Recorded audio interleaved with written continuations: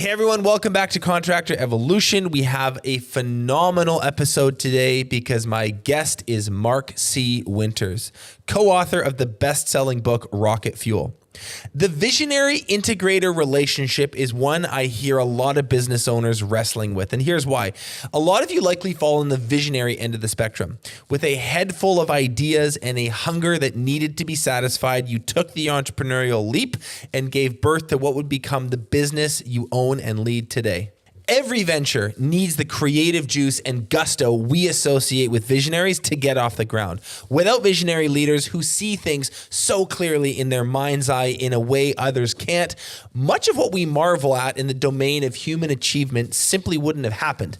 No Sistine Chapel, no moon landings, no internet.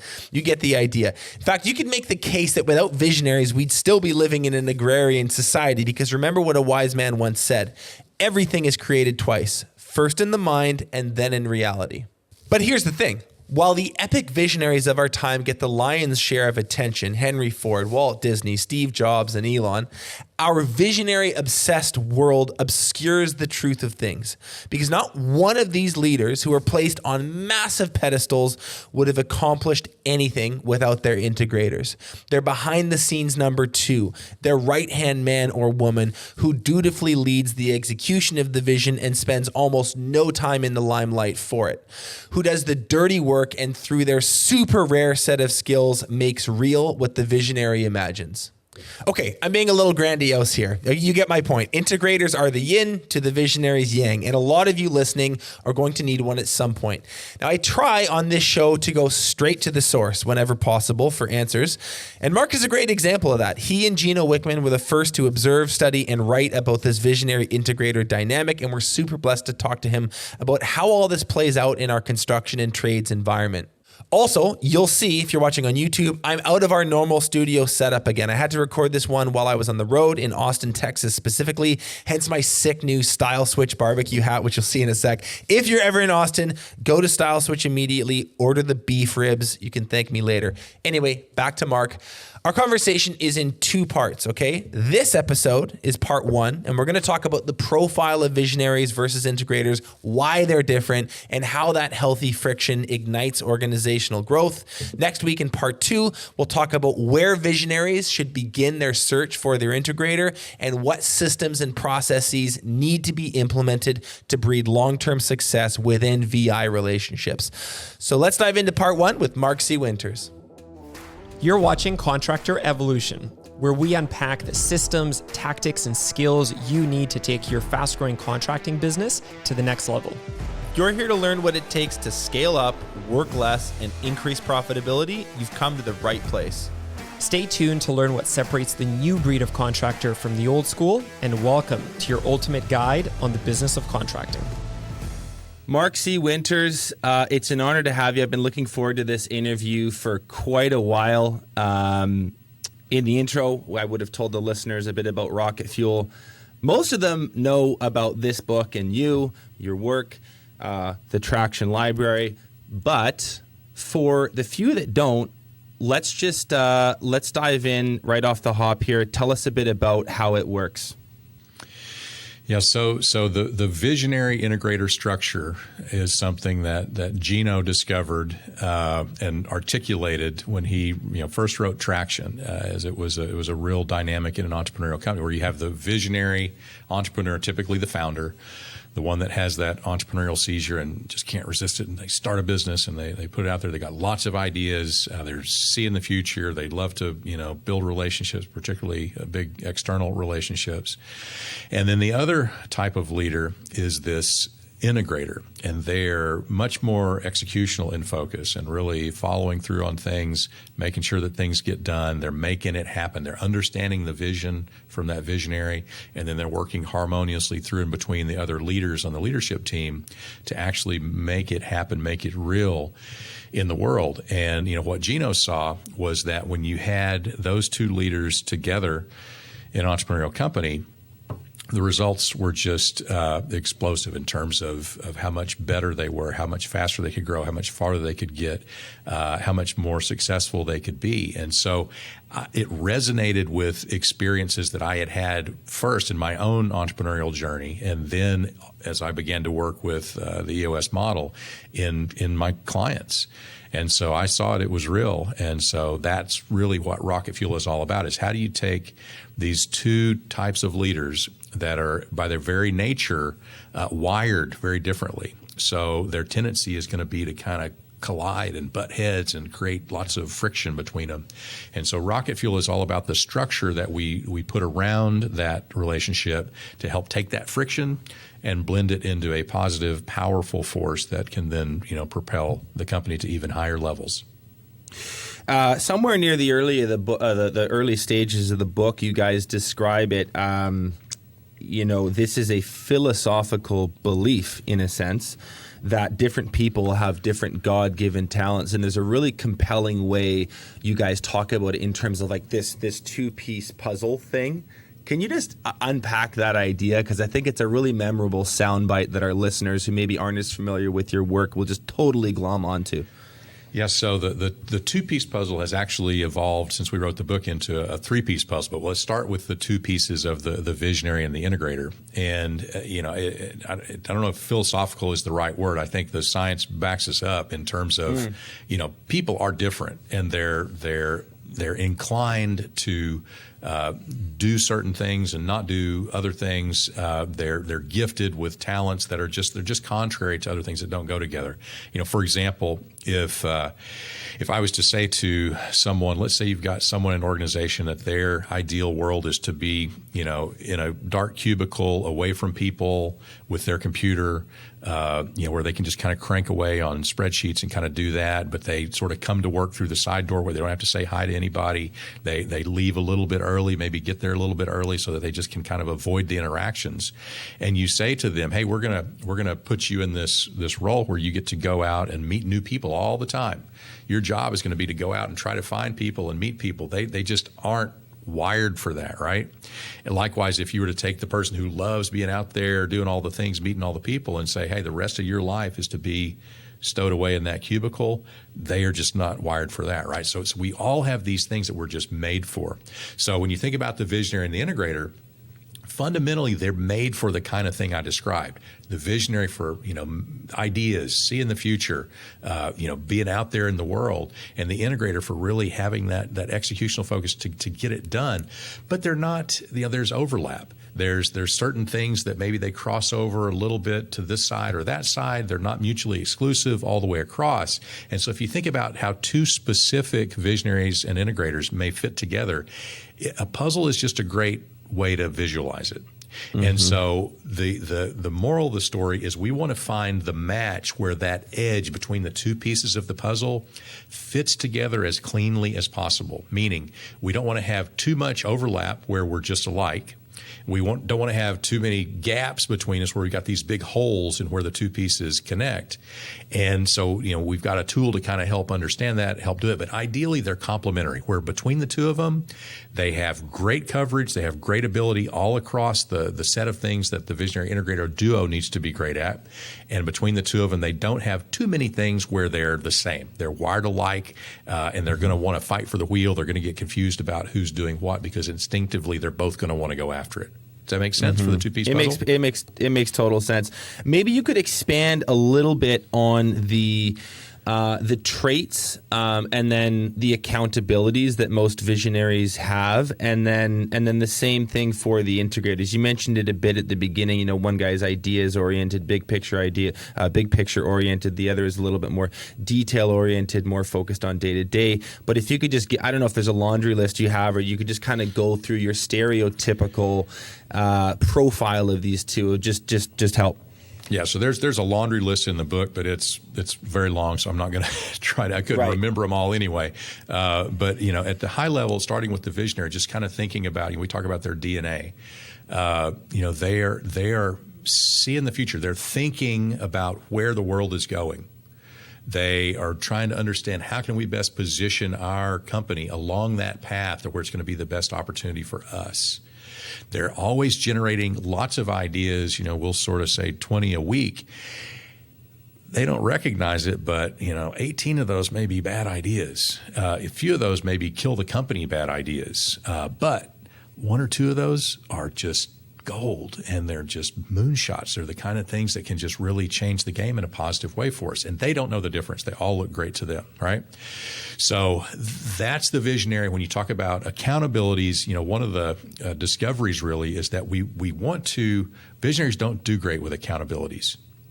Mm-hmm. They don't do great with, we say visionaries don't have rocks. And so we try not to give them like specific, concrete, time-bound accountabilities when we don't have to, because they struggle with them. They're not good at them. And it becomes very frustrating for them and frankly for the rest of the organization, the rest of the team. But they do have an accountability to be generating those ideas and be thinking about the future and doing those kinds of things. Now, the integrator, they're all about accountability. That's core to their DNA. They're all about that follow through, execution, the to-dos that have to get done, getting everybody aligned. They play a bit of a translator for that visionary. The visionary has all those ideas flying up here at 30,000 feet.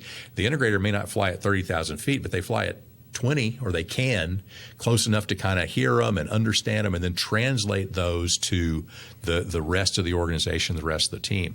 Oftentimes the integrator has an accountability really for the P&L. For making sure that all of the business operations, whether it's revenue generation, expense control, whatever drives together to drive the profitability of the organization, that's really where it all meets. So they're accountable for that. They're accountable for breaking down barriers. So sometimes that looks like a leader that just gets stuck. They've tried this and that. They just can't get there. So the integrator can kind of work with them to kind of see other possibilities, maybe bring in other resources, maybe do something to kind of help them break through the wall and be able to get going again. They break ties. So often happens where multiple leaders on the leadership team will get crossways, and sales and marketing is going, hey, we got to go this way, while finance is saying, no, it has to go this way, and they find themselves at odds, and they try and they just can't work it out. They just can't get on the same page. So we can't stay there stuck. And so we need somebody to swing into that conversation, listen to all sides in the context of the greater good of where we're trying to go, and make the call and make the decision that gets us unstuck, gets us moving forward again, so we can get on to whatever the next decision is that we need to make. So that's a common accountability for the integrator as well. Yeah. I'm going to put you on the spot a little bit here. One thing that really occurred to me when I read through the book, and this also could be my bias working in the industry that I work in. When I read through the accountabilities, I look at it and I just can't help but have the impression where I'm like, okay, one of these, Mark, sounds a lot easier and a lot more fun than the other, okay? And I'm going to hyperbolize to make the point. In one case, we have this ideas guy who gets to play with whiteboards and spout out cool stuff and go to fancy dinners with clients and be the hero and get the sexy name Visionary slapped on their name tag or whatever. And then you have this other person who, again, I'm doing a cartoon example, who's essentially doing all the work. And you say, okay, well, they have 20 ideas a week and maybe 2 are good. If you were a 3-point shooter and you were shooting 10%, you wouldn't be in the NBA. I don't even know if you'd be playing college. So tell me why that's wrong, or maybe that says something about me and my perspective. Have you been asked that question before? Sure. Do you have thoughts on that sort of that take? Sure. And I think a couple of things to kind of ground it. So one is we are clearly influenced by our own bias based on who we are and how we see ourselves, right? So the lens that you're looking at it through, if you are a pure visionary or you are a pure integrator or you're neither, is going to influence how you see that situation. Right. Right. And in that, and if you're neither, recognize that most people are neither. So everybody's not one or the other. There's a lot of people that are neither. And so that's okay, right? Everybody is not, is not wired to be this visionary leader or this integrator leader. Now, for those that are, here's what we've found. So I'm a visionary. I'm a pretty high visionary, so I'm 96 on our indicator for that. I'm low on the integrator side. So for me, I can do some of the integrator stuff, but I'm not good at it. Not that good at it, right? And if I am good at it, it just almost kills me. So it just zaps all of the energy that I've got, all the energy units I've got to spend as a human. They all go there, and there's nothing left over for that other side. So recognize that equation seems to work the other way as well. Although I think it's true that a lot of integrators aren't capable of some of the ideation, some of the visioning that visionaries do. They just can't do it. You know what's interesting? You say that. I kind of asked the same question to a group in our marketing huddle a few weeks ago. Mm-hmm.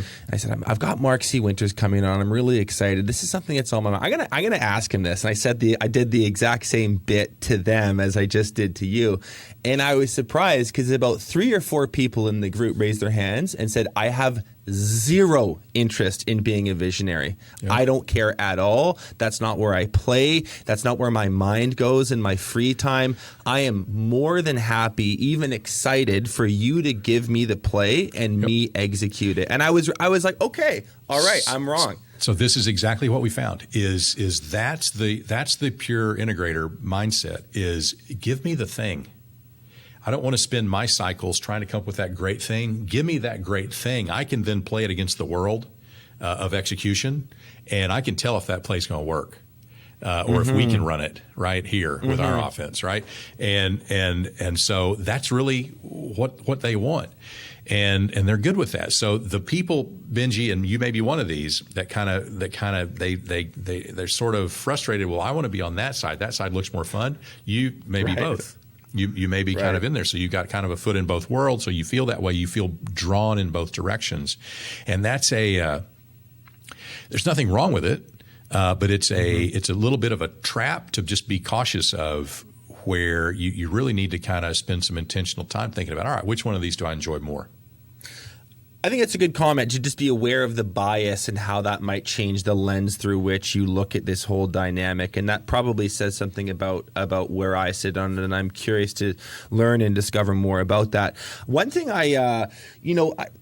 it's not talked about a ton in the book. Maybe it is elsewhere, but I'm curious about the environment where this whole thing was discovered, because this rocket fuel book has really become very widely distributed, certainly in our construction and trades industry markets, very, very popular. I know a lot of visionaries who are looking for integrators. Some have been very successful, some have not. We'll get into some of the practical steps in a minute, but where were you guys at in career and in life when the aha moment around this happened? And perhaps while you're kind of discussing that, you could share a bit about the Mark C. Winters background and story and all of that as well. Yeah. So first, full credit to Gino for the discovery, and he really discovered it in his own family business. When he discovered, it was a situation with his father and then some other leaders that were involved in the company, and him just trying to, pulling their hair out. In Gino's case, maybe literally, where it, trying to figure out how to make it do what they wanted it to do, and they stumbled on this structure of, visionary and integrator, and tried it. Put some language to it, and then from there, after he'd experienced that personally, he began to talk to some of his early clients when he was first sharing EOS, which he had developed and used really for his own his own family business, with some other those initial clients, and it worked. And so then over a period of time, he saw success. It got written in the book Traction. And then, when I first saw it as he had written it, it totally resonated with me because I had a couple of company experiences where I had that person, didn't realize it, Didn't know that there was a name for that, but it just sort of logically, that's how we had structured things to where I could spend more time doing the stuff that I was really good at, get me out of the stuff that I wasn't good at, and bring somebody in who was really strong. And so I was like, oh, that's a thing. That's a real thing. And so then as I began to work with more and more clients, as I began to teach the entrepreneurial operating system, just again and again, I saw this pattern where if they were both there, they could do things that they just couldn't do if it was just the one. And it really, they failed less. They grew faster. They got more things done. People were happier, more fulfilled. I mean, it's just kind of all the things that you want to see happening seemed a much higher probability of happening when those two roles were present and healthy. So my next question, which you've kind of answered to some degree, I don't know if there's anything else to add to it, but are there broad aggregate observations you can conclusively make about businesses? What happens to them when this gets fully implemented? You mentioned more fun, the business is better, but I mean, can we say meteoric growth as well? Yeah, we'll pick your superlative adjective or whatever to describe it, but I mean, in practical terms, I would say it's consistently a factor of double-digit higher growth. That's based on my firsthand knowledge. But the interesting thing to me is it starts with this visionary entrepreneur. And so here's what I see, and really this is sort of the thing that I'm passionate about. Is I see, and I am one of these. I've been one of these. So, my history, I think we're up to 15 different companies that I either started, bought, shut down, or sold to somebody in all different types of industries. So, I've been, that visionary entrepreneur for a long time. And here's what I see, and was my personal experience, is I want to be an entrepreneur. I think I can do this. I want to do this thing. I see this opportunity in the marketplace that's an unmet need. It's a new product. It's blah, blah, blah. It's whatever. So I can see a way to put that out there, and this is going to be great. I'm going to make a lot of money. I'm going to be able to make a difference in the world. I'm going to have more time to do other things that I want. I'm going to be able to work with fun and interesting people, and this is going to be great. I'm on fire, and I make the leap. And I jump out there uninformed and go, optimism, we call that. Yeah, it's uninformed optimism. Yeah, it's the entrepreneurial seizure that you can't resist, right? And it just happens. Okay, so now you're out there. And then you fast forward 6 months, a year, whatever the time is for this particular entrepreneur, and you go take a look at where they're at and what's happening. And what you see is they're making no money. They're getting paid less per hour than they've ever been paid in their life. They're making zero difference, it feels like, to them, because they're just it's not getting out there. It's not far enough. It's not doing exactly what they thought it would. They have zero time. That's discretionary. They're just putting it all in there trying to save this thing. And they, frankly, are having to deal with people they don't like just to kind of survive and get by. Yeah. And so it's this stark contrast to what they wanted when they did that. And so you bring the integrator into the equation, and it's almost like you can save the visionary entrepreneur from their self-created hell and get them back up out of this ditch and back up on plane with where they're trying to go. And so that's what we see. When it works, when they bring the right integrator together with them, they put the structure around it to make it healthy, and they do the hard work that you have to do to get on down that path, then all of a sudden they start to realize the benefits that they were after in the first place. They're making a difference. It's a very relatable situation where you're like sitting there 6 months in, or a year in, or heaven forbid, a few years in to a venture, and you're going, man, this is not how I drew it up on the whiteboard at all. So there's like a bit of an implementer can be a savior when you find the right one, which an integrator. Sorry, an integrator, and we're not to get those terms mixed up. I know that an integrator. So I'm going to move into the next section here that I wanted to discuss, and I sort of frame these up as questions on behalf of visionaries, because we work actively with about 500 entrepreneurs. We coach them. We help implement a management system. We watch their businesses grow. And I'd make the case that fully 3/4, maybe more, are in the visionary category, and so I want to just ask some questions on behalf of them. And one of the things that you talk about in Rocket Fuel is this idea of a visionary spectrum, and maybe I'll try my best to explain what I think it means, and maybe you can refine it and then talk about how to sort of do the calculations. But it's basically the idea of how much visionary juice does an actual business need, right, based on a few different factors. And another cartoony example is like, a lemonade stand doesn't need an Elon Musk type brain. You know what I mean? Like, there are certain models or industries or types of businesses where you need more visionary than others. Is that a good way to say it? 100%. Okay. Yes. And what are the factors? Well, so let me kind of back up to that 3-piece puzzle that I talked about before. So remember the 2 pieces of the visionary and the integrator coming together. Yes. So now imagine that we stack those 2 pieces on top of a 3rd piece, which is the business. Mm-hmm. And so think about the visionary themselves has to click in with a fit to that business.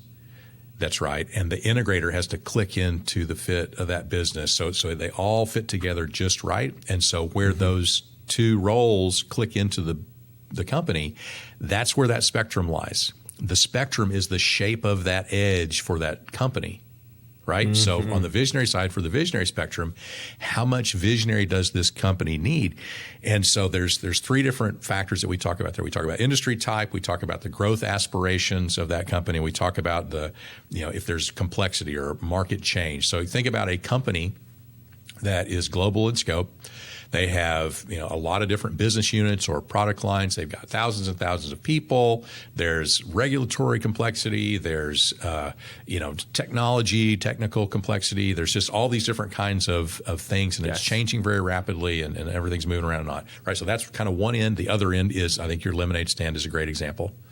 Right. It just kind of is what it is. Is what it is. Yeah. Is what it is. And so, there's no okay, it's a 78 or it's a 24, or there's no specific number on that dial, but I think it's a general awareness of, all right, what do we got here? What do we really need on this part of the equation to get this thing to do what we want it to do?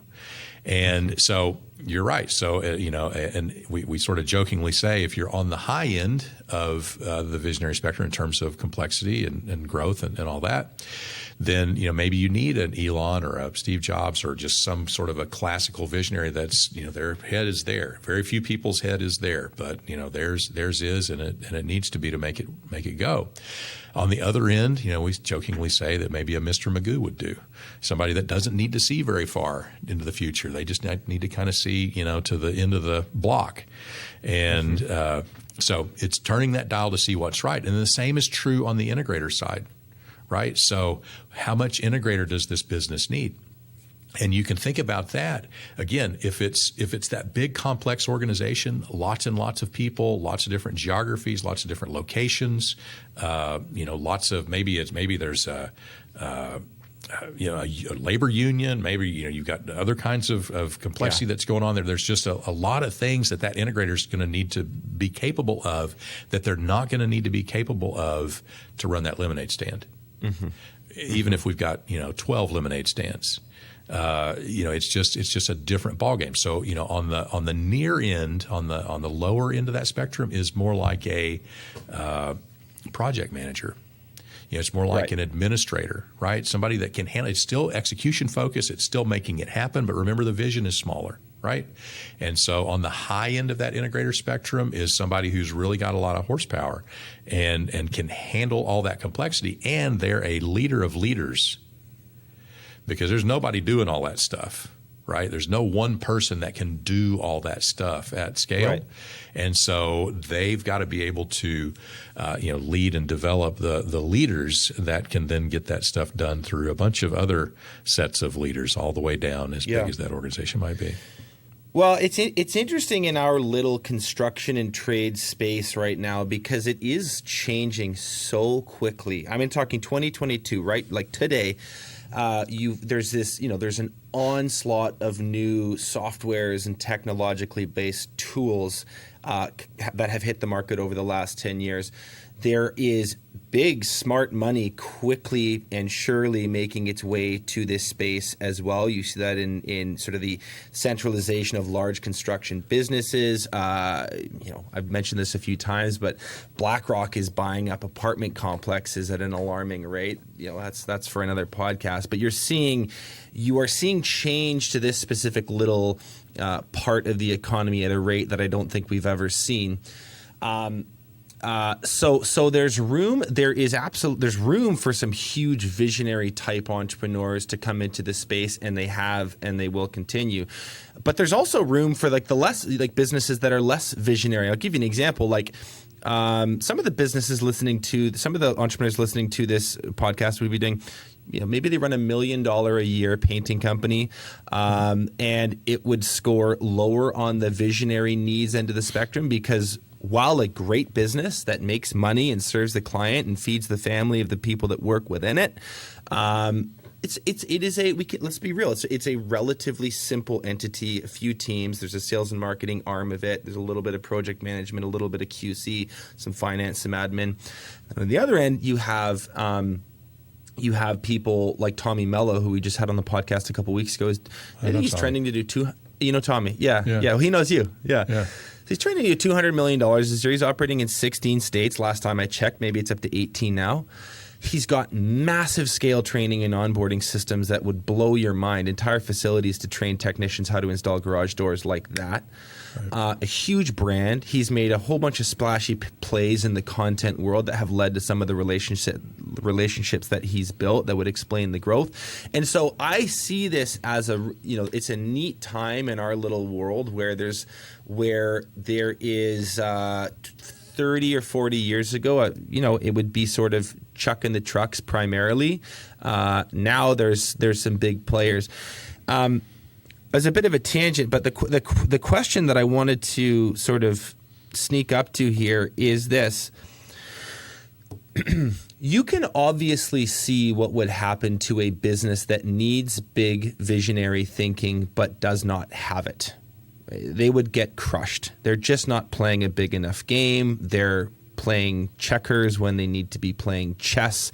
And they would have maybe some short-term success, but they wouldn't be playing for very long because the industry type, the growth aspirations, and the complexity of that business demand more.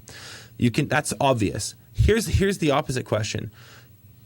If a business needs something doesn't need that much visionary juice in it, but it has too much, can that do harm? Have you ever seen an instance where it's like, hey, this is like a relatively simple model. We don't need this many ideas. We don't need this much visionary power. And can that do harm? Or like what happens in situations like that? So for sure it can. And I think actually I want to attribute this to Jim Collins. I think it's right, but he says that it's a business is more likely to die of indigestion than starvation. Right. And it's taken on too much stuff and not getting focused on the thing that you can execute, right? So that's a real thing, particularly in an acquisition oriented mode. I guess that's where you see it a lot, right? So somebody's rolling things up. They're buying, but they haven't figured out how to efficiently, make those transitions and plug those things in and do all that kind of stuff. So I'd say you can get in just as much trouble on that side as the other in what I see. Mm-hmm. Mm-hmm. I really love. I can't believe I've never heard that Jim Collins quote. A business is more likely to die from indigestion than starvation, and it's so true. You see it all the time. Just way too much coming down the pipe, and it's like, hey, let's just focus on the fundamentals really well right now because those aren't even in place. I love your fun and cool and sexy idea about the future, but our present day is not fully looked after. Let's do that first. It's a really interesting So just a quick comment on that, Benji. So one of the things that I see sort of in the evolution of a business, not specific to your industry, but just across many, many industries is, it's the evolution of the leadership team, right? So when I first see them, a lot of times they're kind of frantic. There's fires everywhere. And a lot of their focus is, trying to put out all these fires. And so they never seem to have time or capacity to put towards the next big thing. Right. And that's frustrating. That's its own form of frustration. And then they do what they can and they kind of add on where they can, but they really get intentional about focusing on building capacity so that they can kind of get out of that mode of doing all the work and actually leading and getting things done through others. And as they start to climb that curve, fast forward, 2 years, 3 years, whatever the time frame is into the future, and they become much more leader oriented than doer oriented, and the balance of the priorities starts to shift from all firefighting to, in the middle, we're doing some firefighting, but we're starting to do some new strategic kind of, I call them multiplier types of priorities. And then, they get to a place where, almost everything that we focus on as a leadership team of the organization is strategic. Our priorities quarter after quarter and certainly year after year are the big things that if we can get that done, it's not just going to pay us this quarter, it's going to pay us again and again and again as we go down the road. The other thing that is discussed a little bit is this readiness factor thing about the VI relationship. And so, I don't know how well you know this space, but maybe we could try to speak to this to the world of the contractor who is doing, I think our listeners are doing anywhere from like 1 million to 10 million a year in revenue. A good, there'd be a percentage of those. It's hard to say. I don't have the data in front of me, but there'd be a good chunk that are well above that. Some people north of 10, north of 20 and beyond. And then there'd be a pocket as well that are smaller than that. They're doing $500,000 a year, $750K a year. But they're all very systems minded. They're all very growth oriented. Talk about the readiness factor as well as you can for these businesses listening. Yeah, just to kind of ground this contextually compared to our focus as EOS and for the work we've done with Rocket Fuel is on companies really with 10 to 250 employees. So that's kind of our sweet spot. So that sounds like that lines up perfectly with your with your audience, right? So this should be very very relevant. So readiness factor. So there are 4. So the first one is financial. And it's really the visionary being able to get their head around, okay, I'm going to have to pay an integrator. How much? And that's an easy number. Can I afford it? Well, can I afford it and should I afford it? Right. But it's easy for them to see, right? It's easy for them to see how much that check's going to be, how much that expense is going to be for a year. And it's not always as easy for them to see how much the financial benefit is going to be. Not that it's not there, that they just aren't thinking about it. It's not in their face like that, wow, I'm going to have to start paying this person this much a month. So they've got to kind of do the math on that and get to a point where 2 things are true. One is their pain is sufficient to cause them to move where they go, I can't do this anymore. And so I need to make a change. 2 is they've sort of added up the stuff and they can see that, this is actually a huge ROI that I'm going to get. And a little method that we'll use to kind of help them see that is, take all the issues on their issues list, all the different things that aren't working right now, and have them go down through that and go, all right, if you had a rock star integrator in place, which ones of these things would get solved? And they go, well, check, check, check, check, check. And they identify all these things and go, okay, so let's put some sort of a dollar number on those things in terms of how much benefit the company's going to be able to get if that's fixed. And then you tick, you put dollars on those and then you add it up. And I'm telling you, Benji, almost every time it is a very lopsided scale. And they're kind of the math is not hard. The math is not hard. It's you get there really clear. So that's the financial readiness. So if they're not really ready, then they're going to go into it kind of clenching their teeth and their fists and digging their heels in, and they're just not wanting to, and that's not a good recipe for success. They got to be ready. Well, and they probably just need to suffer a little more, wouldn't you say? That's what I'm saying. The pain side's got to be true too. Yeah. And that certainly motivates a lot of movement. The next readiness factor that we talk about is psychological, and this is it's the letting go factor. And, one of the assumptions that I had when we started working on this book was that visionary entrepreneurs were control freaks. And that in their very nature, they just kind of wanted to hold on to things. And the more I talked to others, the more I found it to be true that it really wasn't about control. It was about trust. And what's happened is somewhere in their past, they've taken something that's precious to them and they've handed it to somebody to take care of. And then they sat back and then they watched that person drop it and break it. And they freaked out and they run over and they pick it back up again. They try to put it back together again. But they've got that scar from their past that now as they start to think about letting things go like to an integrator, they just are afraid. And because they don't have the trust yet that the integrator is going to be able to care for it in the same level of care that they would give it. So they got to get past that. And they've got to, there are ways to help them have the confidence and trust that is necessary, but a lot of it is just time. A lot of it is just getting started and trusting the process and of getting the right person and then having the right relationship and then letting that trust build over time so that they can let go more and more. That's what we mean by the psychological readiness. The third one we talk about is lifestyle readiness. So this is the simple progression of your, stereotypical entrepreneur that when they start, a lot of times they're young in life. Aren't married, have no kids. Really, the only thing they've got going is this new company that they've started, and so they're 24/7. They're sleeping, at the shop. They're just there all the time. This is their life. This is their entertainment. This is their sports. This is their everything. Well, fast forward, and they do, get a spouse. They do have some kids. Kids play some sports.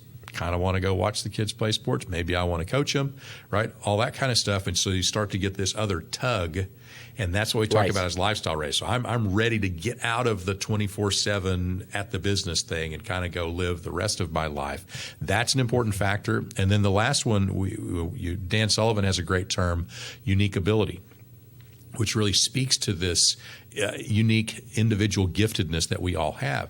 And so unique ability readiness is about, hey, I'm ready to spend most of my time in my sweet spot, in my space of the stuff I love to do and I'm great at, and minimize, if not completely eliminate, the time and energy I spend on that other stuff that I hate and frankly I'm not very good at.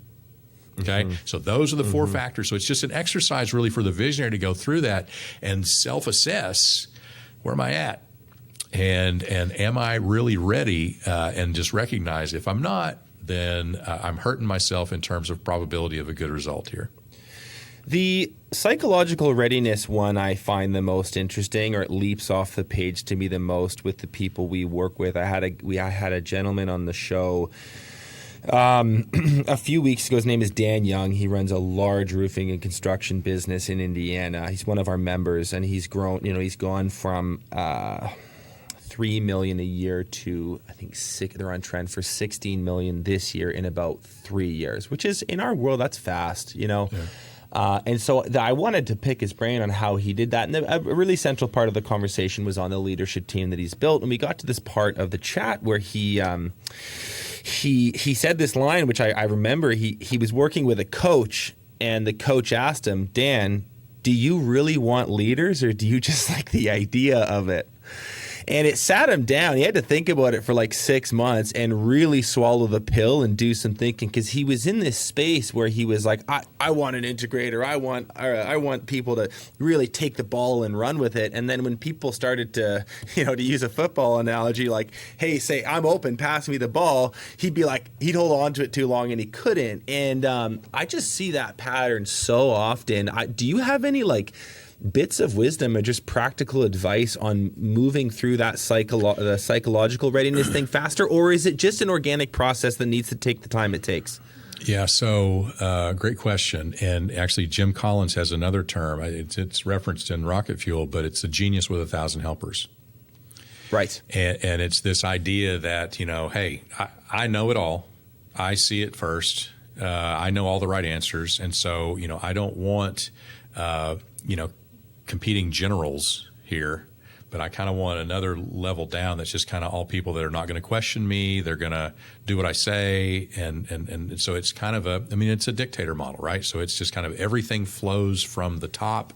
It's not a leadership team model that's really based on health and building trust, and being able to hand those things off and let them, take the accountability and have the glory, or not, depending on how it goes, that goes with it. And basically it's a shift to we win as a team. And that's the big thing. right? It's not that I win, but we win. And so, what I see, Benji, is that's a fundamental choice. So the path we teach and really believe in, because we see what it can do, is I would call it a team health based path versus a dictator or genius with 1,000 helpers based path. Now, it's important to note they can both be wildly successful. Right. So you can do it that way. You can do it, the dictator model, and you can't argue with the results that some people have been able to have with that. But is that really what you want? And there's some risks that I see when I look at that, which are, if something happens to you, game's over. It can be very difficult to recover if at all. It's just you're not as resilient, you're not as adaptable. So there's some big challenges. But that said, again, I've seen companies that have had many decades of success riding that one leader. Right. Well, hey, look, let's go geopolitically. Some nation states have also, and we don't, we don't really like them, and they sort of have a certain connotation. But hey, within the walls or within their borders, they've got some machinery that's working for them. And I guess it is a question of personal preference at the end of the day. And I like that team health term. It's a nice way to anchor your thinking around this. Okay. Thanks so much for watching this episode of Contractor Evolution. If you've already subscribed to our channel, consider sharing this episode with another contractor who you think needs to hear it.